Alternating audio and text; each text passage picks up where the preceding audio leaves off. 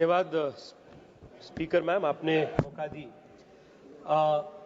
मोदी सरकार आने के बाद देश में बैंकिंग सेक्टर में कई सारे रिफॉर्म्स लेकर आए हैं और विशेष रूप में जो गरीब हैं उनको बैंकिंग सिस्टम में प्रति विश्वास बढ़ाने के लिए वो आईबीसी से लेकर बैंकिंग रिकैपिटलाइजेशन से लेकर डीआईसीजीसी के इंश्योरेंस में बढ़ोतरी लाने तक कई सारे मुद्दे हमने एड्रेस किए हैं।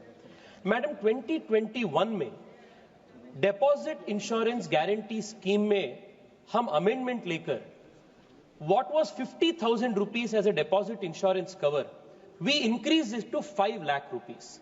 And उसके वजह से देश के 98% जो डिपॉजिटर्स थे उनके लिए एक बहुत बड़ा इंश्योरेंस कवर मिल गया।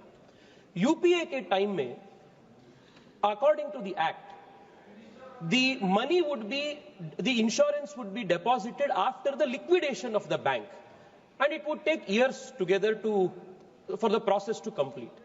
But we made sure that the amendment mandated the amount to be submitted within 90 days after the imposition of moratorium.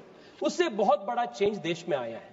Madam, उसके बाद भी देश में विशेष रूप में कोऑपरेटिव बैंक्स में लाखों करोड़ों डिपॉजिटर्स हैं जो अत्यंत गरीब है और बुजुर्ग है, सीनियर सिटीजन्स है, जिनके डिपॉजिट्स 5 लाख रुपए से ज्यादा है। DICGC collects premium on the insurance on the deposit for the full amount, but the insurance cover is only up to 5 lakh rupees.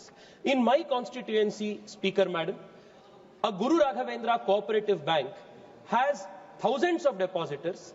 After the amendment to DICGC in 2021, 78% of depositors of the bank got their monies back. But about 28%, 22% of the depositors, senior citizens, are still struggling to get their monies back. My request to the Honorable Finance Minister and to the Honorable Minister for Cooperation is to please consider another amendment to DICGC to increase the insurance cover for senior citizens for the full amount of their deposits.